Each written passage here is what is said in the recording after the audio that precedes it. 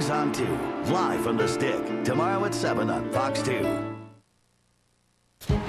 The end is near for Giants baseball at Candlestick Park. Tonight's game is the final night game.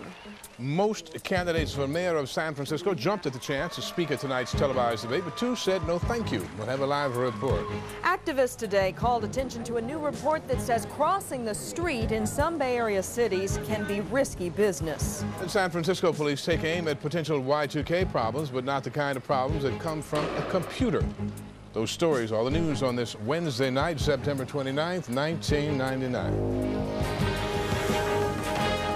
And now, the award-winning 10 o'clock news on Channel 2, the #1 primetime newscast in the country. Good evening, I'm Dennis Richmond. And I'm Leslie Griffith. How many San Francisco Giants fans have left a night game at Candlestick saying, never again? Well, tonight it really is never again. The team's memorable 40-year run at the Stick concludes tomorrow. Julie Hayner is at the ballpark tonight with a live report. Julie? Leslie, this is it, the last nighttime game for baseball here at Candlestick Park. And that means the last night for Giants fans to celebrate in the parking lot. Thousands held lively tailgate parties this evening as they get ready to bid farewell to the old ballpark. That's why I have my glasses on, to hide the tears. That's the truth. I love this place, and I always love night games. They're the best. I'll miss it a lot. She's inviting him to before. Many tailgaters in shorts and short sleeves served up quite a feast. Hot dogs, tri-tip, and plenty of cold drinks. It's a gorgeous night, man. It's a perfect night for the last night at Candlestick. It's totally atypical. Over the past 4 decades, Candlestick has become notorious for its lousy weather. The players and the fans have endured years of wind and cold, but not tonight. Ironically, on this final night at Candlestick, the weather couldn't be better. There's no fog, it's not cold. God must have a sense of humor. Earl Smith has been coming to Giants games since he was a little boy. Now it's something he does with his children. As he and his son Franklin get ready to meet the rest of the family, Smith says tonight is a night he'll always remember. My dad brought me here when I was really young, and I brought my daughter here from the time she was 3 years old on, so it's a weird feeling. I love the new park, but I'll always love this place. Candlestick is now the 5th oldest park in the majors and home to some of the best in the game. Willie Mays, Willie McCovey, and Juan Marichal. It's a field of memories, and Giants memories are something this man has a lifetime of. The best memory of Candlestick Park was the no-hitters back-to-back with Gaylord Perry pitching one game and Ray Washburn of the Cardinals pitching the next game. That's who we played that series. That's a feat that's never been done before in baseball. As the Giants equipment manager, Mike Murphy has never missed a game in 40 years. And now with the team headed to its new $319 million stadium in downtown San Francisco next season, Murphy says it's time to go. You feel good, you know, I mean, that it's coming to an end. It's like an old car run out of gas and new motor. We're going into a new Cadillac of a ballpark, and everybody's happy. The whole city will be happy for the new ballpark. 196 days and counting until Pac Bell Park opens to the public.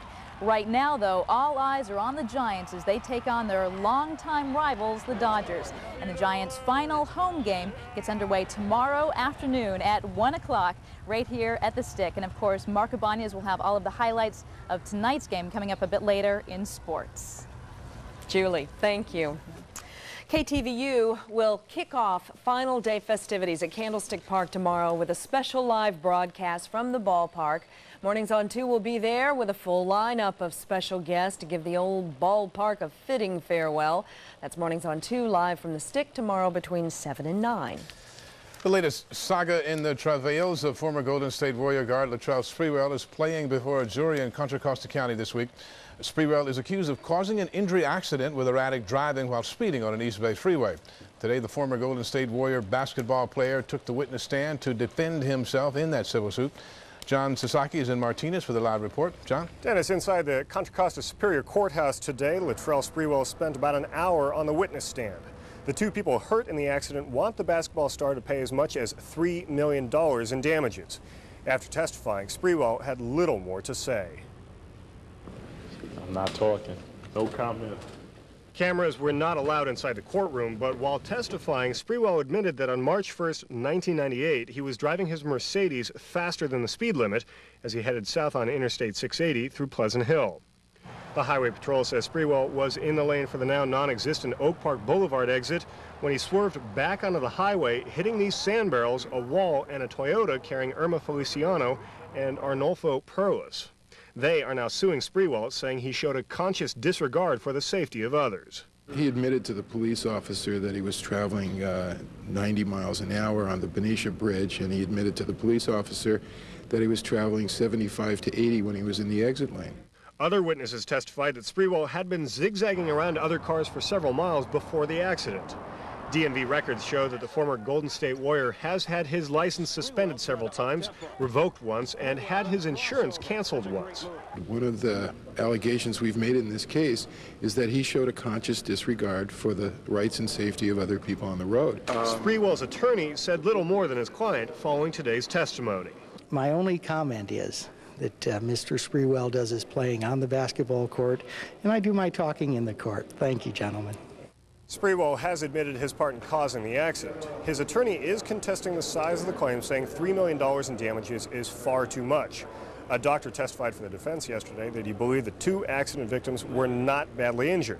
The question for the jury now is how much to award the victims. Closing arguments are expected as early next week. Dennis, Leslie, back to you. John Sasaki, thank you.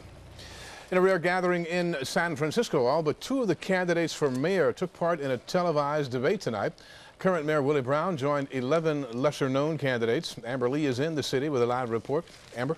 Dennis, this is the third televised debate of the San Francisco mayoral campaign. 12 of the 14 candidates participated. Incumbent Mayor Willie Brown did show up, but was late. Absent were frontrunners Clint Riley and former Mayor Frank Jordan. Unlike the two previous debates where only the three frontrunners were invited to speak, every candidate had their say tonight. The field of candidates includes an 83-year-old retired teacher and a self-described lesbian Latina. A public servant is one that treats people as equal, with dedication and fairness. Lucretia Bermudez, the only female candidate, was hauled away by police from both previous debates for causing a ruckus. Tonight, she answered questions politely. She and all the candidates addressed issues in the 1 minute allowed per question. Several candidates took the expected pot shots at Mayor Willie Brown. The mayor gets $146,000 to be a public servant and to serve the needs of all San Franciscans, not just those that contribute to their campaigns.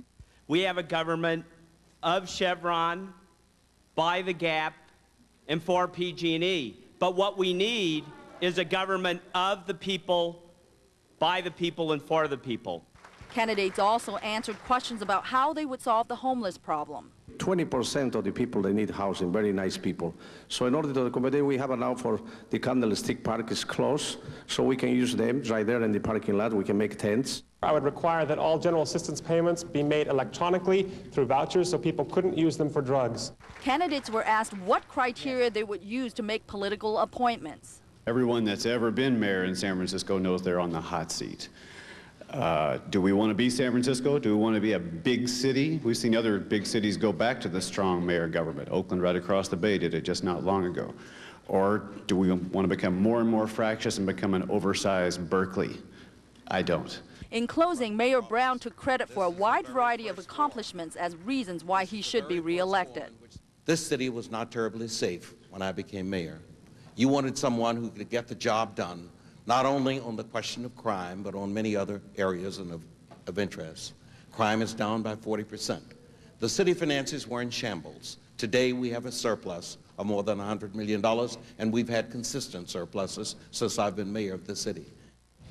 The turnout for tonight's debate was much smaller than expected. About 300 people attended, and there were plenty of seats available. Dennis, Leslie. Amber Lee, thank you. As unusual as tonight's debate was, things were perhaps even more unusual earlier today. That's when candidate Clint Riley held a press conference about his own, quote, mistakes. As we mentioned, Riley skipped tonight's debate, and as political editor Randy Shandeville reports, he almost skipped the press conference as well.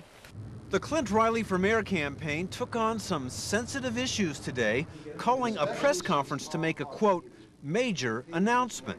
Reporters were told it would be about rumors and allegations of drinking and abusive behavior toward women. Amy, what are you doing? Please stop. You know, you're not allowed in here. Please stop. But when reporters tried to talk to Riley at his own press conference, they were told he wouldn't be appearing.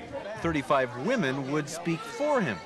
I have known Clint almost 20 years now. Why won't Clint Riley come in and answer the question? Because I think it's time for an objective group to come in and answer these questions instead of listening to the smear campaigns from the smear these women objective? You've brought them I think here. they are. The women, all wearing Clint Riley buttons, said that recent Willie Brown ads were unfair and inaccurate. On TV and in newspapers, Brown ads have linked Riley with sex harassment and assault, and accused him of smearing Senator Dianne Feinstein.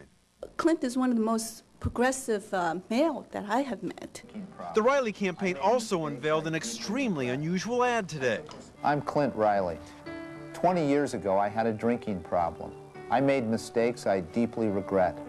The admission is designed to get Willie Brown off Clint Riley's back, take the issue away. At the press conference, after several reporters loudly complained about his absence, Riley finally showed up.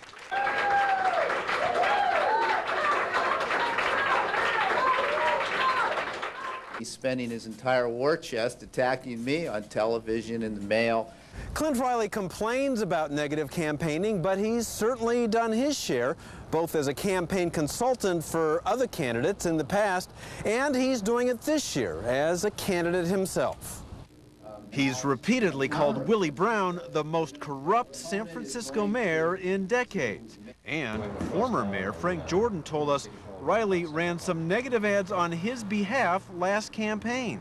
Clint knows how to go for the jugular because he's done it in other campaigns. There's no question about it. Are you saying that you never fired Dianne Feinstein, that you were never accused of battering an ex-girlfriend? I, at a certain point, was forced as a man and as a human being to come face to face with my mistakes and my limitations and realize that I had a serious problem with alcohol. Riley says since he's stopped drinking, he's stopped making other mistakes as well. He didn't say what those mistakes were. Randy Shandeville for the 10 o'clock news. There is much more straight ahead on tonight's 10 o'clock news. What are your chances of being hit by a car when you cross the street? New statistics say that the danger here in the Bay Area is greater than you may think. Those who lost loved ones in San Francisco's deadly 101 California shooting win a big victory in court. And a bit later, this pristine parcel of land changed hands today, and that may help a dream come true for Bay Area hikers. You know, my initial reaction was go back in the game just because, you know, I felt pretty good. And tonight, Steve Young talks about his latest concussion. 10 o'clock news continues in less than 2 minutes.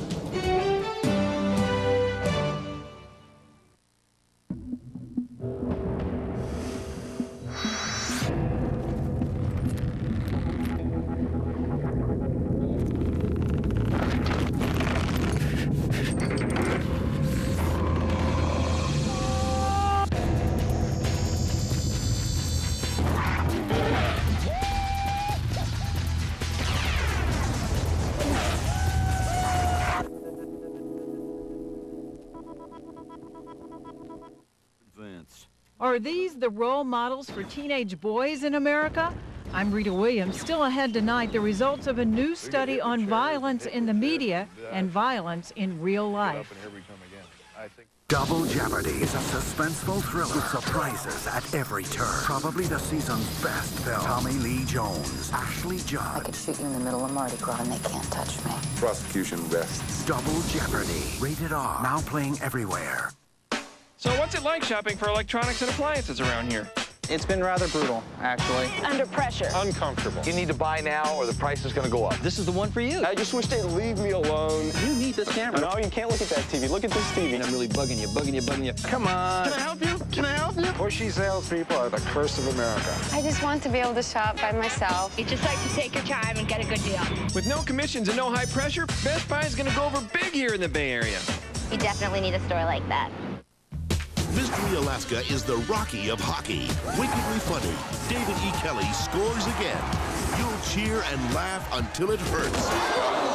Bobby. Mystery Alaska, rated R, starts October 1st. Singer Robert Palmer. Next, Martin Short Show. The California Appeals Court today reinstated a lawsuit against the makers of two guns used in San Francisco's deadly 101 California shooting 6 years ago. Survivors and relatives of the victims are trying to sue Miami-based Navigar Incorporated for negligence.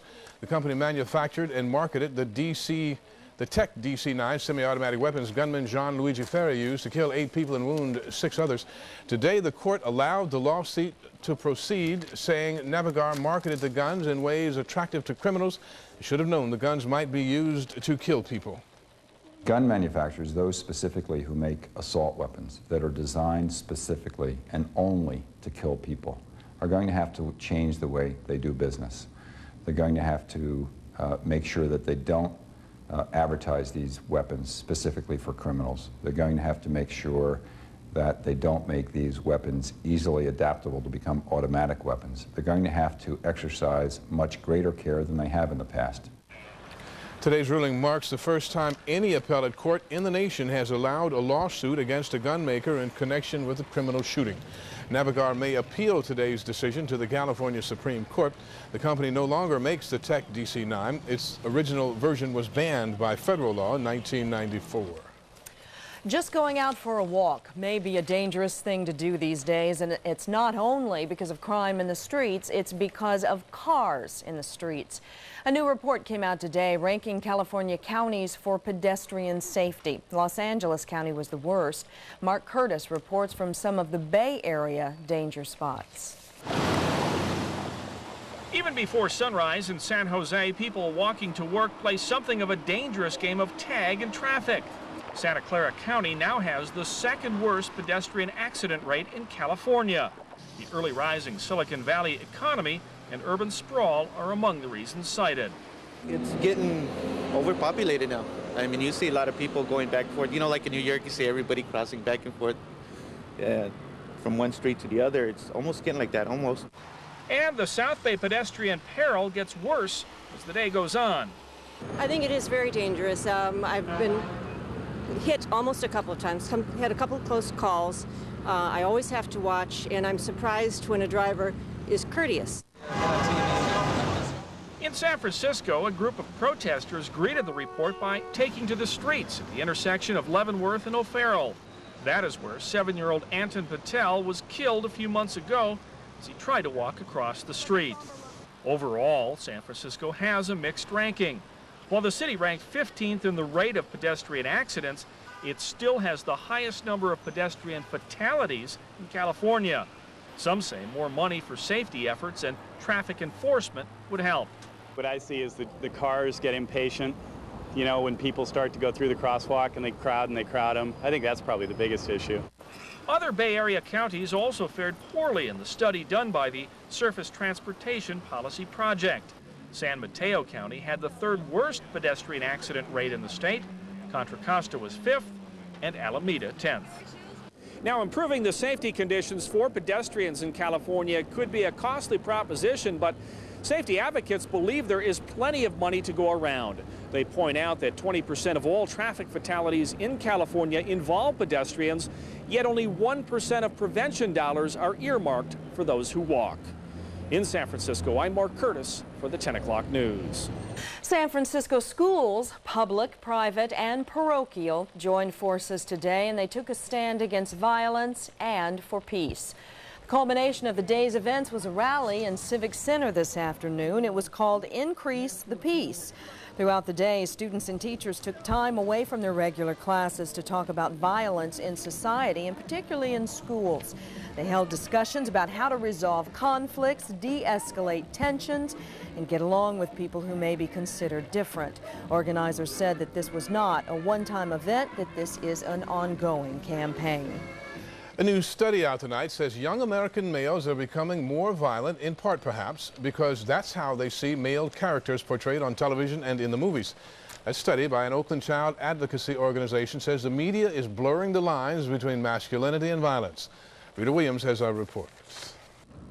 Who are teenage boys' favorite characters and role models on TV? Like Bart Simpson, Now then, they're pretty cool. Since you attended public school, I'm going to assume that you're already proficient with small arms, so we'll start you off with something a little more advanced.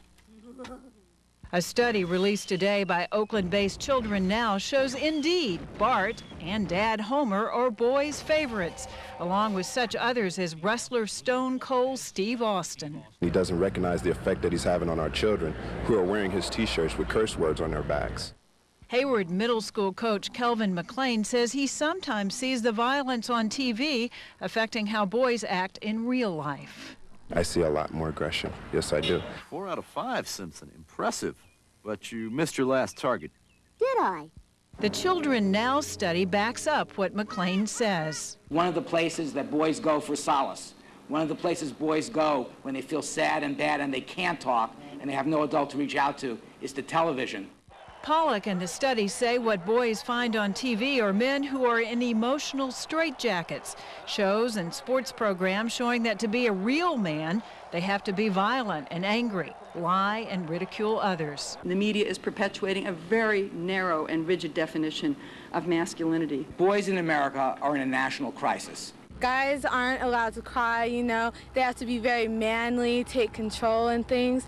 The study doesn't say the media are responsible for real-life violence committed by teenage boys. When they can't cry tears, they cry bullets.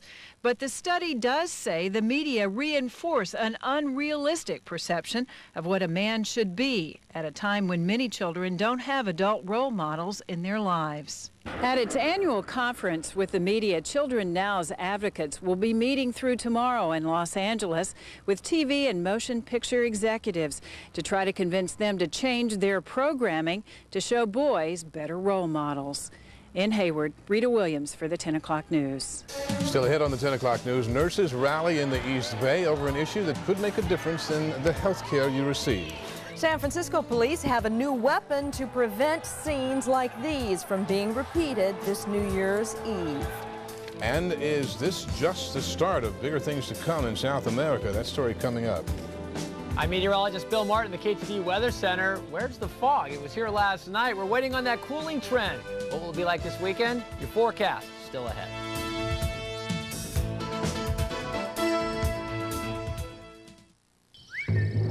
Ponder this. What makes Chili's awesome blossom so awesome?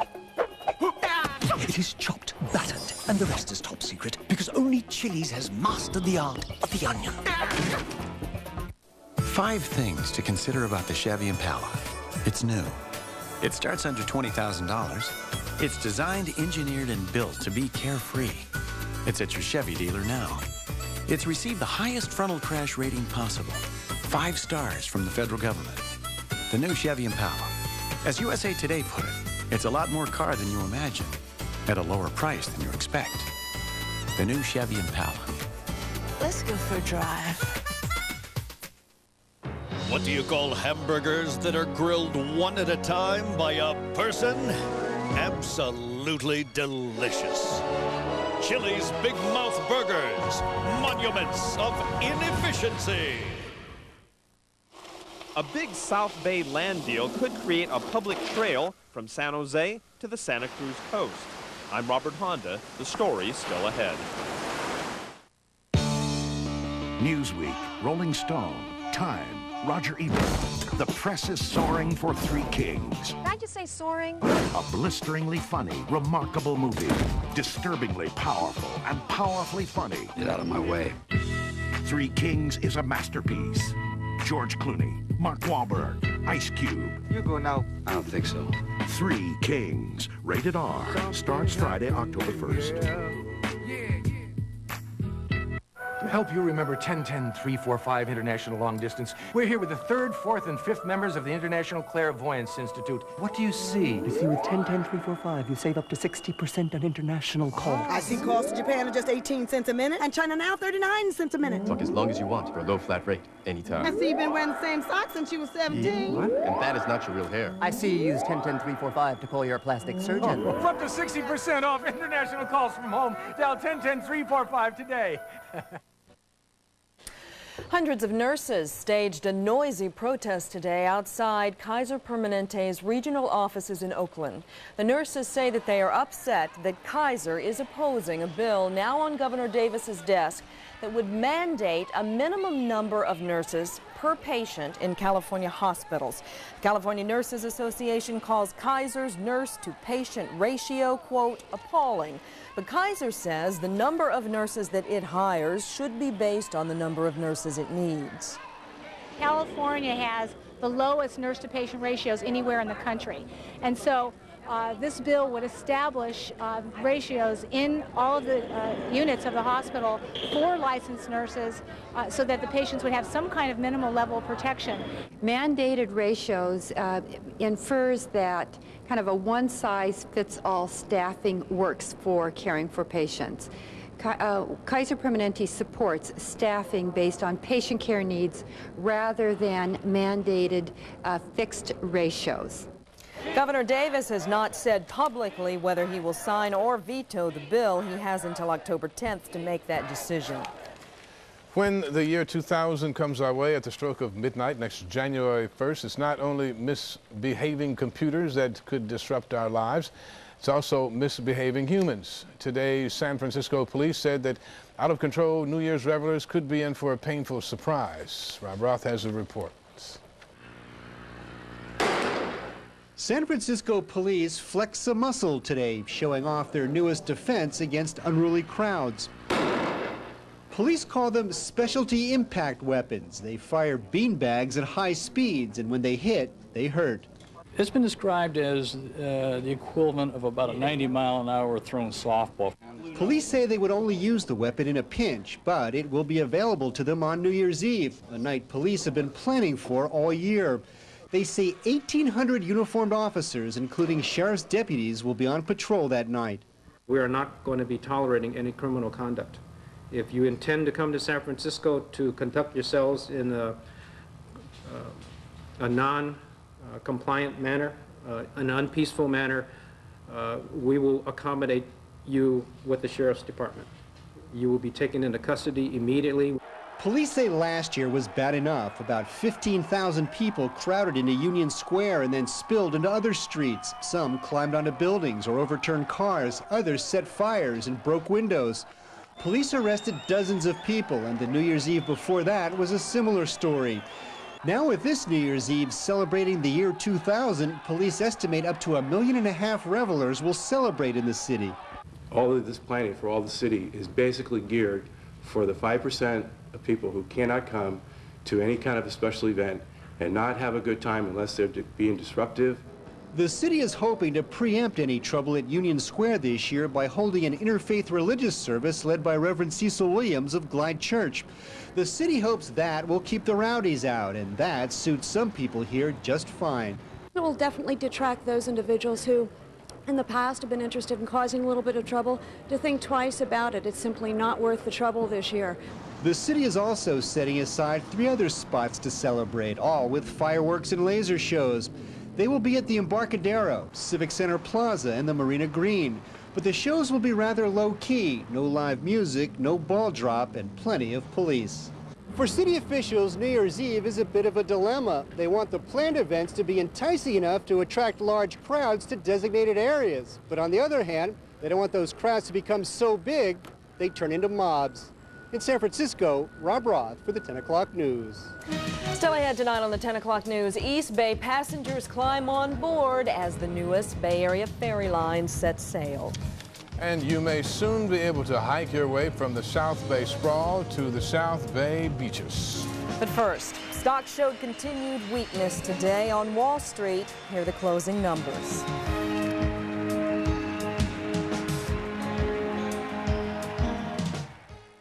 Closed captioning of tonight's 10 o'clock news is sponsored by Mancini Sleep World. Don't miss Mancini's Best Buys mattress sale going on now at all Bay Area locations.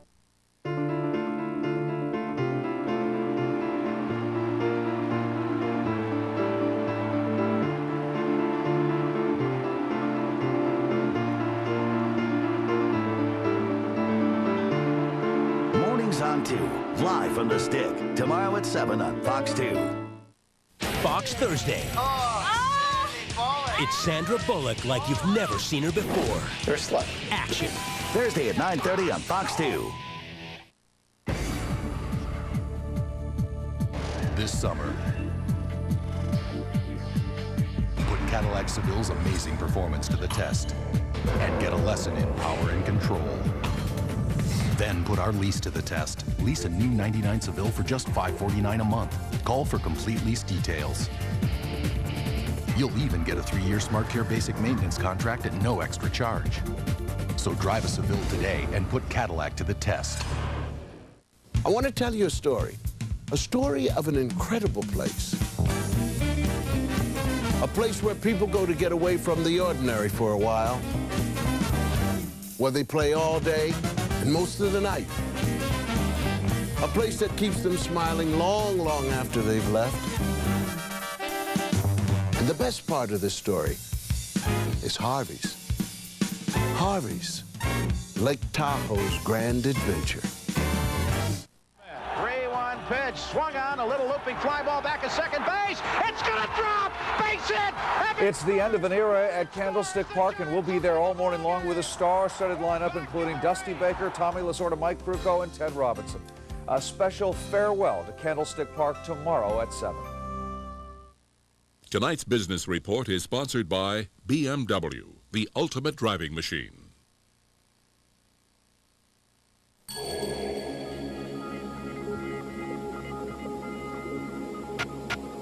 People say the older you get, the slower you move. But maybe the slower you move, the older you get.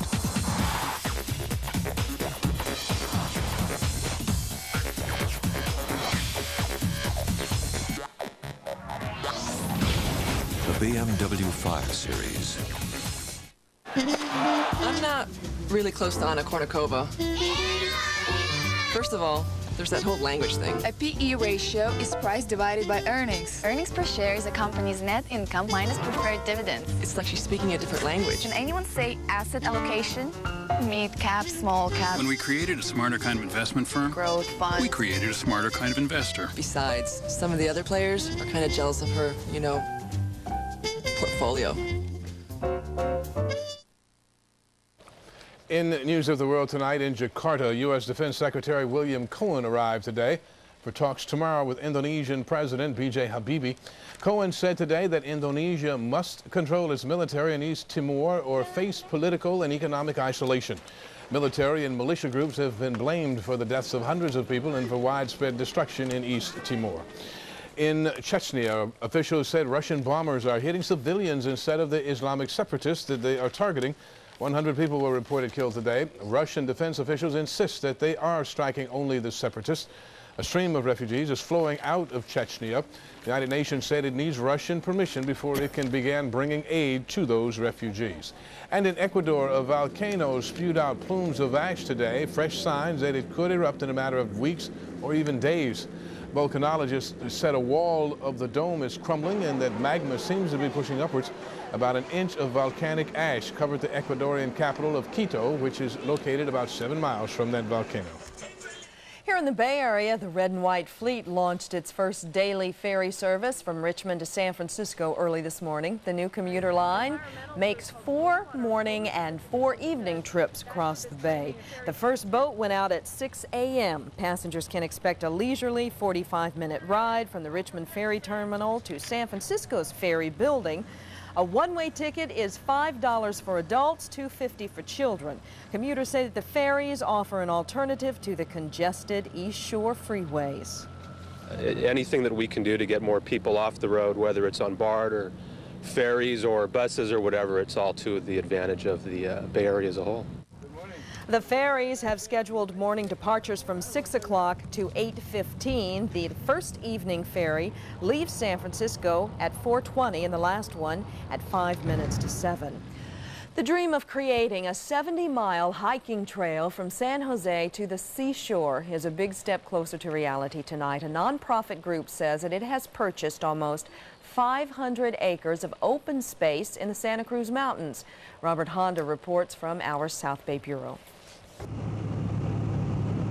The South Bay is one of the fastest growing urban areas in the nation and has lost much of its open space in the process.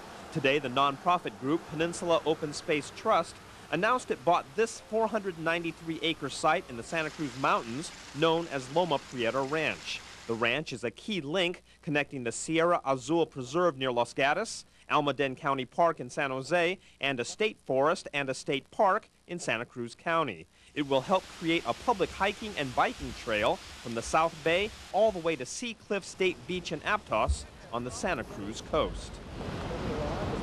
We paid $1 million for 500 acres, nearly 500 acres, that sounds pretty good, doesn't it? When a lot in Palo Alto seems to cost that much money. But it is raw land. The previous owner, Chop Keenan of the Keenan Land Company in Palo Alto, points out he got market value for the land, but acknowledged he could have built homes and a vineyard for a much bigger profit. For Keenan, the sale wasn't all dollars and cents. There are places to build and places to play, and this one had all of the fingerprints of places to play all over it. The acquisition is also being hailed as a victory for environmentalists because the land has a unique variety of plant and wildlife, including a spawning habitat for steelhead trout, which is officially a threatened species. Peninsula and Mid-Peninsula Regional Open Space District still need to obtain some state funds, and the ranch will eventually have to be publicly owned and operated by either the district or a state park. The idea of a 70-mile trail from the South Bay to the ocean has a lot of outdoor enthusiasts enthusiastic, not only for the trail, but to slow down development. You've got to stop it somewhere.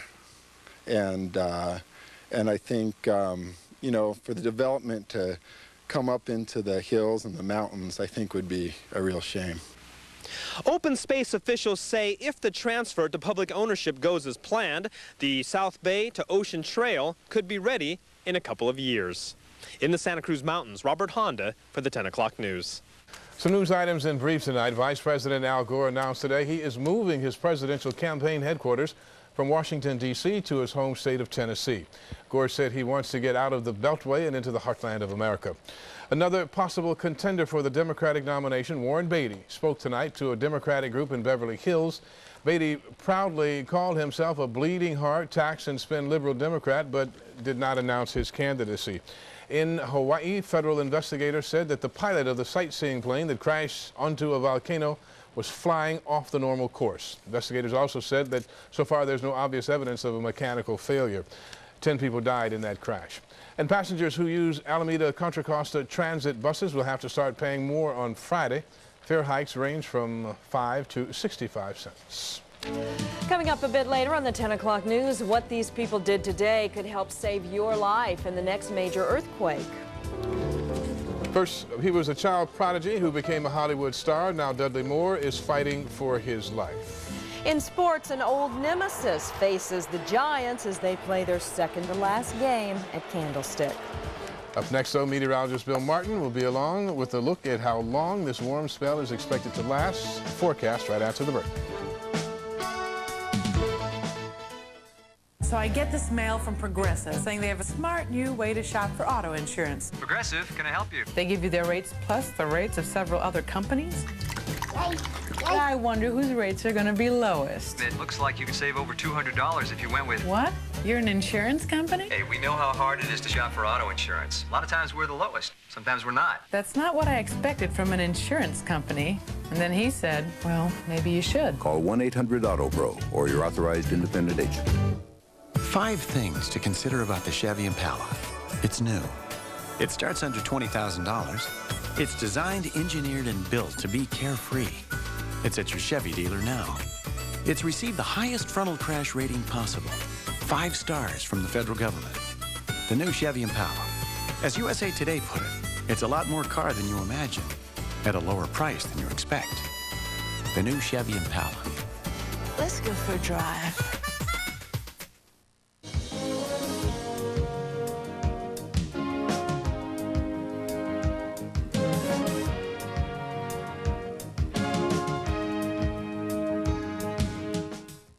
Our category on Magic Memory today is San Francisco mayoral candidates. For $100, please. He's made millions from the insurance industry, tobacco companies, and San Francisco landlords. Who's Clint Riley? Right. For $200. He's the political consultant who fired Dianne Feinstein just weeks after she had major surgery, saying she lacked fire in her belly. Who's Clint Riley? Correct. For $300, please. He's been called famously misogynistic in a national magazine and has been sued for sexual harassment. Who is Clint Riley? Right. After the break, it's Final Magic Memory. Political consultants trying to buy the mayor's office. Next Martin Short Show, singer Robert Palmer, and more. Oh, hot, hot, hot. The Martin Short Show, tomorrow at 5 on Fox 2. These days, everyone's looking for ways to unwind. But sometimes the only thing that works is a good old-fashioned mud bath.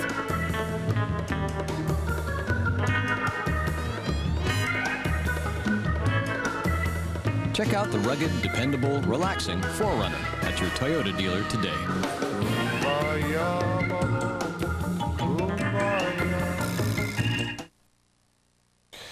Wildfires are still causing problems tonight here in Northern California and around the state. A fire in Yolo County that started at noon yesterday has now burned across some 6,000 acres. The fire is burning in a wilderness area near the town of Rumsey. Officials say no homes are threatened at this time. The Yolo County fire is just one of several small, medium, and large blazes burning around the state tonight. Firefighters say that even though temperatures were hot again today, a slight change in the weather did help the firefighting effort. They said humidity came up and the winds died down. And now if the temperature would just go down. It was hotter today than yesterday. It was. Yeah, it was. In Southern California right now, they've got fire issues as well. Santa Ana wind conditions developing down there, strong gusty winds, that could be a problem for them. Around the bay, we'll take you to Mount Diablo. It's been closed since Sunday because of high fire danger. It was hot up there today, but humidity's up just a touch and winds down. Mount Diablo opened up today.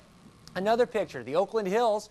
This taken this morning, pretty windy there. Now the winds were less this morning, but still, as you can see from the trees, blowing to 15 to 20 miles an hour out of the offshore direction. As the winds come down, they really funnel through the canyons. That's why it's so windy in the hills. Picture today, we're looking for the fog, and you're just not going to see it.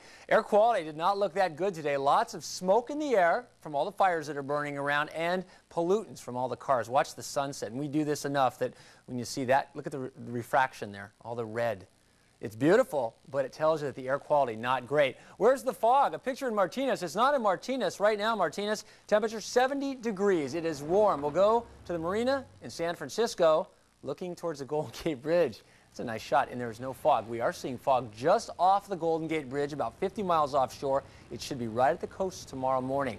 Should cool things a little bit. A live picture at Candlestick Park. Right now in San Francisco, 69 degrees. Candlestick Park, it's 70, 75 on Vallejo. And at this hour, it is 74 degrees in San Jose. Temperatures in the Bay Area today, 2 to 4 degrees warmer than yesterday. I said it would cool down, and it did not. We saw fog in here. That's usually an indication. This was last night, but the fog this morning immediately got pushed offshore by a strong offshore flow. Temperatures tomorrow, this is what they'll look like. These are very warm temperatures. Still, air quality won't be that great, and you're going to see plenty of 90s.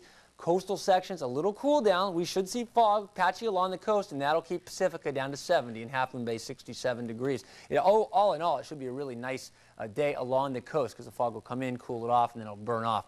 Here's how it looks. The satellite imagery just shows the big high pressure center. What you can't see here, this doesn't pick up the fog real well, the gray stuff along here, but we are seeing fog right now just off the San Francisco Bay. Tomorrow morning, it'll be kind of like it was this morning in many locations, real tight and dense along the coast, but then it'll pull away. So the cooling trend's underway, but it's going to be very slow. Here's what we expect the next 48 hours, and this is statewide.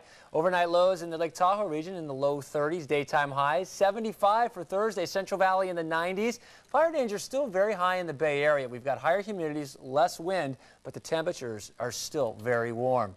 We'll take you out of the national radar, and you'll see some very strong storms and lots of rain coming down, thunder and lightning, but also where they don't need it in the Carolinas. They've had some really bad problems with flooding, and it continues. Look at the forecast for tomorrow. If you're traveling to the East Coast tomorrow, you want to check your carriers, especially from New York down to Washington. Some of those storms could be severe enough to cause flight delays. Everywhere else, as you head east or west, fall-like weather conditions, and the airports should be pretty easy traveling. Sunny, 65 to 90 degrees, a little cooler coast side. That 65 will be Half Moon Bay. The 90-degree reading will be certainly inland Concord. Livermore could even go higher, maybe 93. Coastal low clouds and fog will make their way in as we move towards the weekend. This cooling trend is moving along very slowly, but all the weather models and computer models suggest that it will be here by the weekend, and we should have a lot of relief. Bring it on. Okay. Thank you, Bill. Okay. Coming up on the 10 o'clock news, actor Dudley Moore reveals that he has a deadly disease. And consumer editor Tom Vakar shows us how NASA is preparing to help you in the next major earthquake. It's about summer and driving down the road, but most of all, it's coming to an end. It's about getting you into your choice of an award-winning Chrysler or Plymouth car or minivan before summer ends. About saving before the summer is over. Depending on model, get big cash allowances, or low APRs, or low lease rates. The Chrysler Plymouth Summer Clearance. It all ends soon. See your Northern California Chrysler and Plymouth dealer. The new place to be, the only place to buy. Start packing your bags and don't pack light either, because it's time for Lake Tahoe's grand adventure. Go on, I wouldn't kid about something like this. Which one of these hot new Hollywood couples is getting married and what Brad Pitt can't live without? Find out on Donnie and Marie. Tomorrow at 1 on Fox 2. How often do you want to have sex? 2 or 3 times a week. I'll take it. What do you do when sex puts your relationship on the rocks? Dr. Joy Brown. Tomorrow at 10 on Fox 2. Family to family, KTVU's commitment to the community continues in partnership with the doctors and hospitals of CHW. St. Francis Memorial Hospital is offering Tai Chi classes to help seniors and adults stay healthy and fit. The classes are held every Tuesday from noon till 1 at 1199 Bush Street in San Francisco. For details and fee information, please call 415-353-6565. So what do you do? Do you carpool the kids? Or commute with your neighbors? Do you coach the Dukes? Or just prefer to be alone? Do you like to shop till you drop? Or have a night out on the town? The Accord for the year 2000. It fits, no matter what you do. So with Staples.com, you order the supplies you want, I approve them, and they're delivered the next day. You mean I can order pens? Yes. Paper? Yes. How about an executive leather chair? No. Paper clips? Yes. Linda. Linda, Linda, Linda, Linda, Linda. When you people are finished, I have a light bulb in my office that he's changing too. I love the way they pull together. Want great prices on everything, even furniture? Staples.com. British-born actor and comedian Dudley Moore had sad news to report today. He is suffering from an incurable and deadly illness. Health and Science editor John Fowler reports on Moore's case and on this little-known disease. In the movie 10, he reached stardom opposite Bo Derek. Dudley Moore, the impish British actor, a child prodigy pianist turned comic. Today, Moore acknowledged he's suffering from a rare and incurable brain disorder. It's called PSP, related to Parkinson's disease. It's a rapidly progressive condition, more so than Parkinson's disease. It can be quite disabling, particularly when people are unable to walk or unable to walk safely. They can develop difficulty with swallowing, difficulty with speaking, and communication is a problem. Moore's doctor today said the 64-year-old actor is in the early stages of PSP, but already has trouble walking, swallowing, and seeing. Moore himself said in a statement today he's hoping to raise public awareness, similar to what Michael J. Fox did yesterday on Capitol Hill, explaining his battle with Parkinson's disease. In fact, experts say many patients diagnosed with Parkinson's actually have PSP, progressive supranuclear palsy. But unlike Parkinson's, PSP does not respond to treatment. Moore says doctors diagnosed his illness a few months ago, but that he's had symptoms for the past 5 years. Experts say most patients die 10 years after symptoms begin. That PSP usually hits people in their 60s when something triggers lesions in the brain. There are a number of different areas in the brain where the nerve cells degenerate We don't know why this happens. Doctors say research is desperately needed on both Parkinson's and PSP. That as the American population ages, more of us will develop these neurological disorders, and medical science is a long ways from effective therapy or a cure. I'm John Fowler for the 10 o'clock news. One of the world's most acclaimed search and rescue teams held a drill today at the NASA Ames Research Center at Moffett Field. Consumer editor Tom Vakar reports on that drill and on what those rescuers will be doing if and when a major earthquake strikes the Bay Area.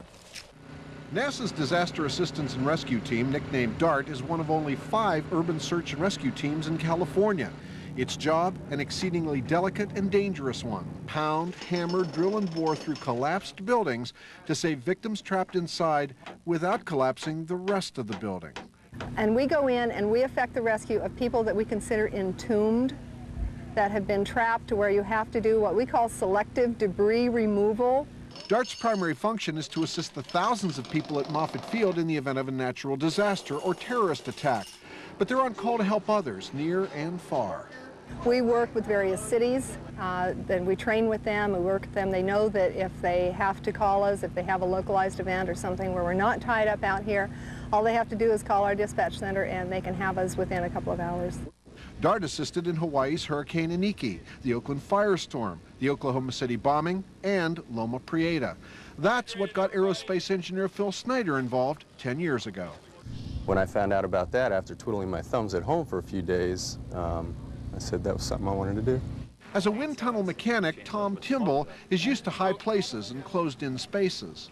Not everybody could do that, the height-wise and the claustrophobia-wise. Right. And I felt that, I could help people with things that, not everybody could do.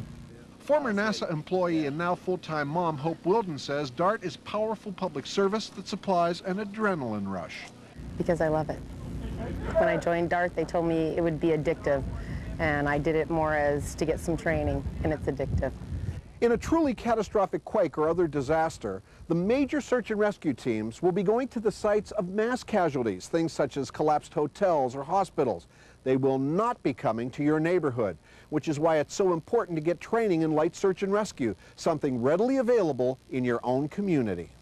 Tomorrow night, how to get free neighborhood search and rescue training and a free seismic analysis of your house to keep it from collapsing.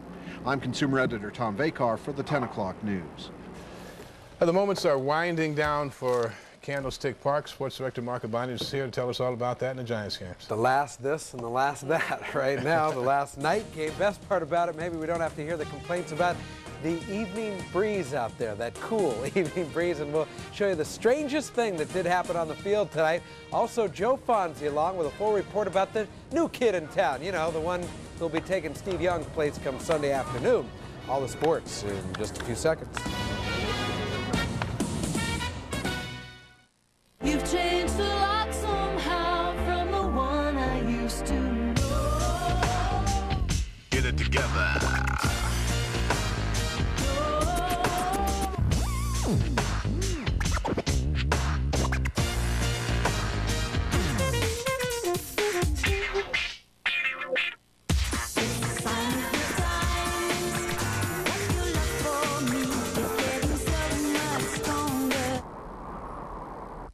Hey Doug, it's Chris. I'd just like to thank you for telling me to buy that crappy computer. Why don't you come over and fix it, you son of a...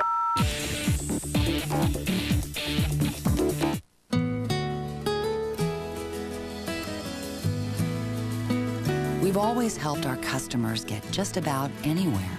But first, we have to know where it is you want to go.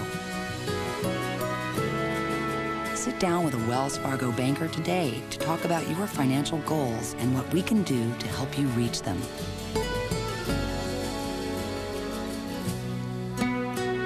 Wells Fargo. A slow cooling trend in store for the Bay Area as we head into the weekend, but it's going to be very warm to hot inland and around the Bay tomorrow. Some patchy fog at the coast, temperatures there in the 70s, 80s and 90s elsewhere. That's your Bay Area weather forecast. Sports is coming up. Remember life in the fast lane? I do. First you meet, then you get married, and things slowed down. Yeah, right. Yeah, To help you keep up, drive the supercharged Regal GS Sports Sedan. Plenty of room, standard traction control, and the most power in its class. Get up to $35.67 average finance savings with 1.9% APR financing for 60 months on 1999 Regals. Official car of the supercharged family. If I didn't have KBLX at work, I'd probably kill my boss. KBLX 102.9. I love the variety of music. Definitely the variety. All kinds of artists from the 70s and 80s. Classic soul. The 70s, 80s, and today. I like to get old school with Aretha Franklin, Luther Vandross. KBLX 102.9. It's for everybody. It's a great station. I listen to them all the time. 2.9 KBLX.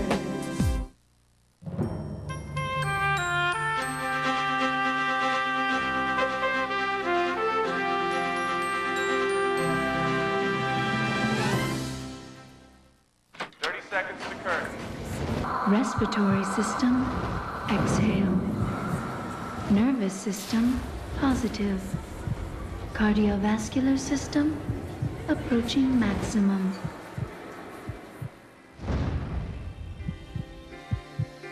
All systems go. All things working together. John Muir Mount Diablo Health System. A part of you. It took one moment to bring them together. My wife was on that plane that your husband was on. They were sitting together. One secret to drive them apart. Don't you want to know how it started? Stop it! Now they have one chance to uncover the truth. What's the last thing about your husband that you know is true? Harrison Ford, Kristen Scott Thomas. Nobody knows who I am anymore. I know who you are. Random Hearts. Rated R. Opens everywhere October 8th.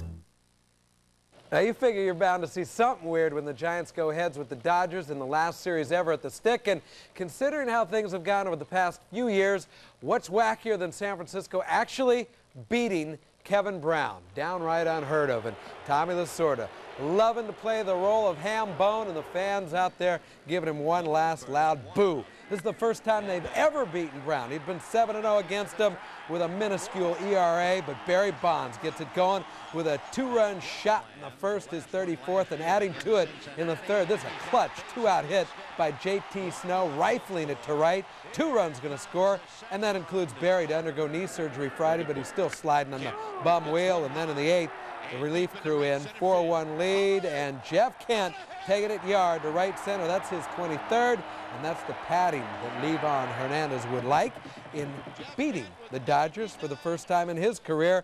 Brown is finally defeated, and so it's all down to the finale tomorrow afternoon at the Stick. 5-1 final tonight. Games of meeting, and not just for memory. Mets come out of their funk to deny Greg Maddux his 20th win and keep their postseason hopes alive. Mike Hampton winning his 21st, and more importantly for them, moving his Astros into a tie with Cincinnati for the Central Division lead. And Mark McGwire coming on. He pounds his 62nd and 63rd homers to catch and pass Sammy in the home run race as the Cards snatch a pair from the Padres. Major downsizing on the A's hopes and ambitions for this season. Even before they took the field, after tonight, the math just wouldn't work for them at all. As for their postseason ideas, looking for a couple in a row against Anaheim, but Big Mova with his sweet swing deposits over and out against his former teammate Omar Oliveras, just barely over the wall. In the second, the A's do tie it. Ben Grieve can do that long ball thing every now and then himself. That's his 27th, also to right. Evens things up, but the Angels put together a 3-run 8th to break a 4-4 tie to beat T.J. Matthews 7-4. The final, as it turns out, it didn't really matter what the A's did anyway against the Angels. Their season had basically ended hours previously as the Red Sox taking care of their business bright and early. First game of a doubleheader against the White Sox. You see the final out. Earlier in the game, Nomar Garcia-Parra's 2-run homer got him there. Boston still trying to shake off the curse of the Bambino, and this is the first time they've gone to the postseason in back-to-back years since, get this, 1915 and 1960. Having a little fun at Fenway as they split the pair. Outside chance for the Red Sox to catch the Yankees for first in the East, but they're down 4.5, and they've got a wild card spot no matter what. It was a no-brainer to keep Steve Young out of the lineup this coming Sunday after the shot he did take Monday night in Arizona. But now reality sets in. The team doesn't have their Mr. Everything. Joe Fonzie was at Niners camp this afternoon to see how that was settling with everyone down there. For at least this week, Steve Young's activity on the football field will be limited to this: staying loose but resting his battered head. Young's latest concussion again touched off a battery of speculation about his future, most notably why he continues to subject himself to such risk. I've talked about this a lot. I have a passion for football and the craft of football, and so physically, right now, just running around, throwing the football, being healthy, feel great. And so, but you know, those great years I call them when you're smart enough to play and healthy enough to play. There are some great years. Hopefully I can enjoy those. One thing Young doesn't enjoy doing is watching. Even though he was briefly knocked out Monday night, as soon as he had his wits about him, I felt that I knew exactly what was going on, and that's why, you know, my initial reaction was go back in the game just because, you know, I felt pretty good. but Young's doctor has said he needs to sit out at least 1 week. And that means the biggest test so far for backup quarterback Jeff Garcia. I want to go out there and I want to have a good time and just let my emotions and excitement just kind of take over. And I think if that can be the case, if I can just keep some of the pressure off of myself, then things are going to be fine. There is history to support Garcia's optimism. 49er backups from Jeff Brom, who subbed for an injured Young in 1996, to Elvis Gerbach, to Ty Detmer last year, and even Jim Druckenmiller have produced wins when they've been asked to fill in for Young. Steve's down, Jeff is up, and we all have to play better, and we've been here before. Every year, you know, whether it's a lineman or a quarterback or a running back or a receiver, someone has to step up and make this work, and now it's his turn. I'm not trying to step into Steve Young's shoes. I think that would be the worst possible scenario for me. I think the main thing is to go out there and play within myself, play within the system, allow the system to work for me, and allow myself to get the ball to one of the best receiving corps in the league. Again, a little history revisited. Young's series of concussions began in 1996 against Houston. Brom came in and led the 49ers to a win. It's that same team, now called the Tennessee Titans, Garcia will be facing Sunday at Candlestick. I'm Joe Fonzie for the 10 o'clock news. And we will have that game right here for you on Fox 2 at 1 o'clock, but that's the sporting line for a Wednesday night. Leslie, Dennis. Okay, thank you, Mark. Thanks, Mark. That is our report for tonight. I'm Dennis Richmond. And I'm Leslie Griffith. For Bill Martin and everyone here at KTVU, we thank you for joining us. Tomorrow is the big day at Candlestick, and KTVU will be there live. You can join Giants coach Dusty Baker, scheduled to be there. It'll be quite a show. Should be. And we'll be back tomorrow night at 10. Good night.